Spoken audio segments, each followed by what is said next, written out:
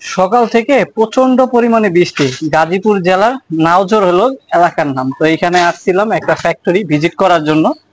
তো আসার পর থেকে সকাল থেকে এতটা পরিমাণে বৃষ্টি, এখানে এসে নামাজটা শেষ করলাম। নামাজ শেষ করে পুনরায় আবার ফ্যাক্টরি ভিতরে চলে আসলাম। আসার পরে সাইডে কিছু খুঁটিনারি কাজ করছি। তো এখন আবার যে কাজগুলা বাকি আছে এই ফ্যাক্টরিটা, সেই কাজগুলা করবো ইনশাল্লাহ। মিটিং এর একটা ফ্যাক্টরি মূলত। এই আমি যে রুমটাতে আছি এটা হলো একটা মেনটেন্যান্সের রুম, রুমের সামনেই আছি। তো এই ফ্যাক্টরিটা আজকে ভিজিট করতে আসলাম ঢাকা থেকে।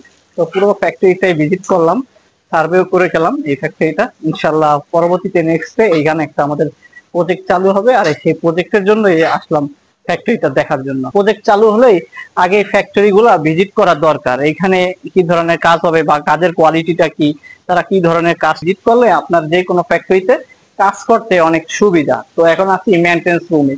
তো এখানে তারা মেশিন গুলা কোথায় সেট আপ করবে সেটা দেখবো এবং তাদের সাথে কথাবার্তা বলবো।